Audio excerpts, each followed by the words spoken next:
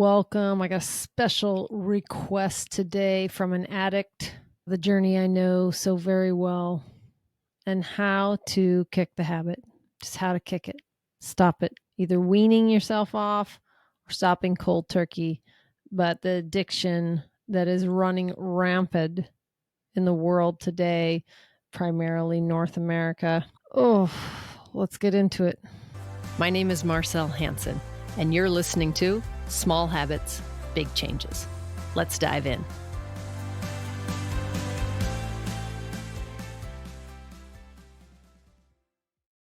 I think I've mentioned before, I've never really done any drugs, with the exception of one. Not a drinker, don't smoke weed, don't take prescription drugs. But growing up, I had access to moderately healthy food, mostly processed and packaged, I should say. We didn't grow much of our own food, and so most of it was processed, but it was still relatively consumable option at the time. Yet we did consume a lot of sugar-laden things, sugary cereals, sugary snacks, licorice, M&Ms, Fruit Loops, Lucky Charms, you name it. But on top of those sugary cereals, which we ate multiple times a day, not just for breakfast, but ate it as soon as we got home from school, ate it on the weekend, ate it whenever we could. Aside from the copious amounts of sugar that was within most of these cereals, some I've already listed, we used to pour table sugar. Like we had a restaurant like container, glass container, and we would put even more sugar on top of the cereal. Sugar on top of sugar. And then we would drink soda, which was filled with sugar. And then as I got to playing sports in school, I would drink Gatorade, which was also had a bunch of sugar in it.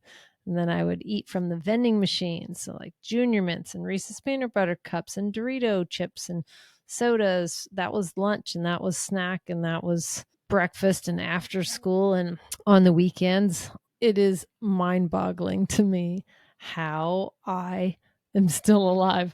But the body's very resilient. I've done a lot of purging and cleansing and obviously changing of my habits over the years, and drastically so, to where what we consumed as children, my brother and I, is almost unrecognizable to me today. I can't think of right now one thing that I have that I used to consume that I currently still utilize in my everyday diet, except eggs stuck with me. Yeah, that might be the only one. I hadn't thought of that beforehand, but eggs might be it. I don't partake in really anything else. I don't eat much bread. I don't do any dairy. I don't do any sugar. I don't eat things out of boxes and bags and things with barcodes. So really all of those things have served their purpose in my life and I doubt would, but it was I'll say this, kicking sugar, which is what we're talking about if you haven't figured it out. Kicking sugar is actually easier than I thought it would be. It actually wasn't that challenging at all. Deciding to kick sugar, that was tough. That's where the challenge was for me, is deciding and committing to taking action on said decision. Once I did that, it was actually relatively easy. And there's lots of stories, I think, that people tell themselves around why they wouldn't decrease sugar or kick it entirely. I think one huge piece of information that is becoming quite a bit more mainstream now, I do believe that most people don't realize the absolute havoc that sugar wreaks on the body. I think if most people understood, most people would do something about it and alter their behavior. It is quite possibly the most lethal thing that we ingest, socially acceptable in almost every packaged product. You go to restaurants, it's in everything from Foo to McDonald's. It's nearly everywhere. So it requires a lot of awareness and a lot of commitment and lifestyle shifts. And maybe people aren't up for those, but I don't think they realize the absolute bliss and benefits on the other side. Sugar is currently wreaking havoc on your sleep cycle, therefore your emotional regulation, your hormones, your skin, your gut bacteria. The list goes on and on. There's really 100 reasons why you would kick sugar. The question I suppose I want to pose today is, why wouldn't you? What is keeping you holding on? The conditional statement is, if you knew or if you know that sugar is so bad for the body, an absolute poison for the body, people gaining weight, losing immunity, increasing inflammation, brain fog, overall poor energy and state management. If you knew all these things, and if you even know them theoretically, what's the story that you tell yourself that has you still consuming it? That it's just a little, that you only have one pop a day, that you only put a little in your coffee? What about when you eat Thai food? Do you think of it then? What about that packaged sweet or that baked good? Just one cookie, just one slice of pie, just one scoop of ice cream? Kind of sounds like an addiction, doesn't it? I've been there. I've been there. And from the other side, it is such a beautiful place because I have no desire to go back there. There are zero, if not net, there's definitely net negative, but there are zero benefits to consuming sugar. Zero. So it's just because you want to. It's not really that much. You don't have a problem. Now, for the person that asked this question, just that this be the topic, I don't think she has a problem at all. I think that she might find it challenging, but she has other areas of her life that reflect wellness and groundedness and, quite frankly, good decision making, that I have no doubt that she will succeed in this endeavor.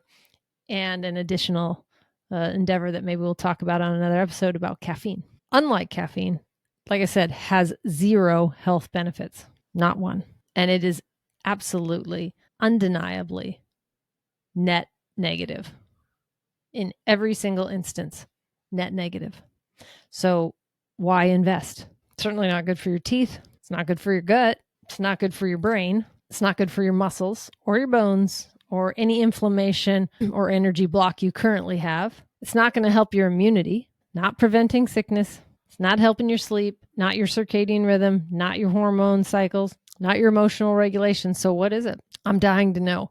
Pop it in the comments if you're on YouTube, or if you have an opportunity, shoot me your best answer legitimately. You can text it to the texting community. I'm the only one that sees those. The number's 206-483-2960. That's in the outro as well.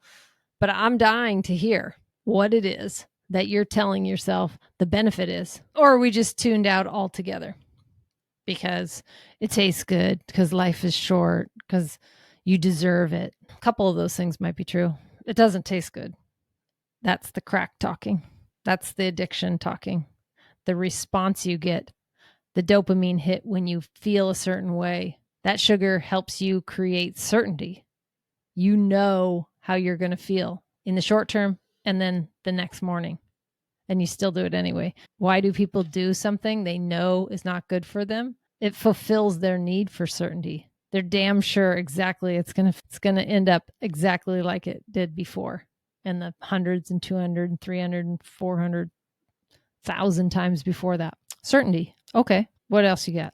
I think it's an easy if you look at taking accountability as a challenge.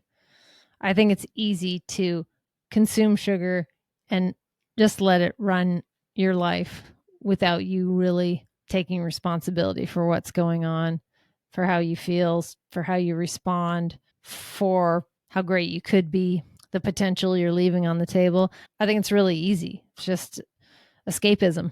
Numb yourself out. What it leads to is, it can be treacherous, though. This is the issue. It's not in isolation. It builds off the behaviors that you continue to employ, and it becomes a way of life.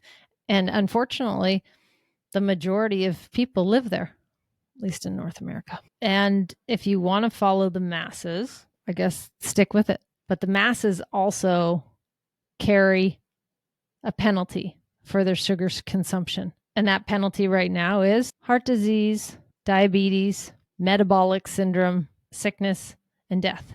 Yes, I could get hit by a bus, just like Brian Johnson did just the other day. It's beside the point. I want to feel good in my body. I have control over that for the most part. I have a major influence. Over how I feel, like metabolically. Not like mad, sad, glad. I have total control over those.